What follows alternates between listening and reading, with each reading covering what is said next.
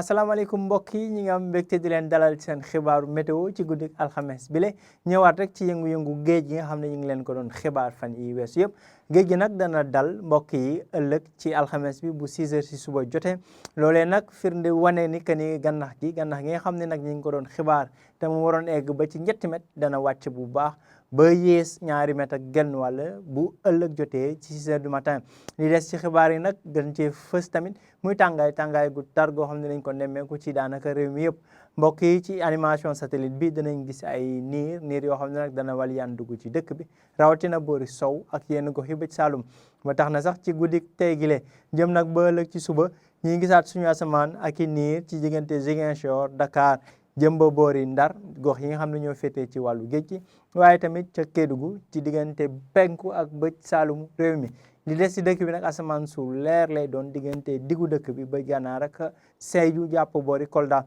température yi nag dana dal bu baax ci ñaari gox yooyu le muy Sédhiou ak Kolda 20 degré lañ fay séntu waaye tamit ca Bakel muy doon 20 degré 20 degré ak benn ba 20 degré ak ñeent ci li des ci dëkk bi rawatina diggante diggu dëkk bi jëm bu bëri ba Gànnaar température yi gën a kawe ñu ngi koy séntu ca boori Ndakaaru jàpp Thiès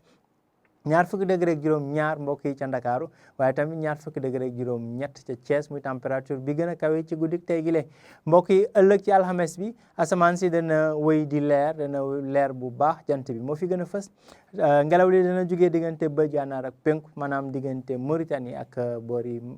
Mali waaye tamit ngelaw loolee mooy indi tàngaay gu tar goo xam ne dinañ wëy di ko nemmeeku ci diggu réew mi jàpp boori bëj Gànnaar ak penku fanweeri degré ak juróom-ñaar jàpp ba juróom-ñeent ci diggante bëj Saalum jàpp boori penku Linguère jàpp Matam waaye Bakel température bi gën a kawe ñu ngi koy séntu ca boori Kaffrine te muy 20 degré ci ëllëg ci diggu bëccëg gi fanweeri degré ak juróom-ñaar ba juróom-ñaar diggante Casamance jàpp boori Kédougou waaye fanweeri degré ak ñett muy température bi gën a néew ñu ngi koy séntu ca Ndakaaru ëllëg ci diggu bëccëg gi mbokk yi ci tënk rek gannax gi ñu leen yégaloon ci fan yi yëpp mi ngi wéyandi waaye dana jeex ëllëg ci 6 heures ci suba muy ci alxames bi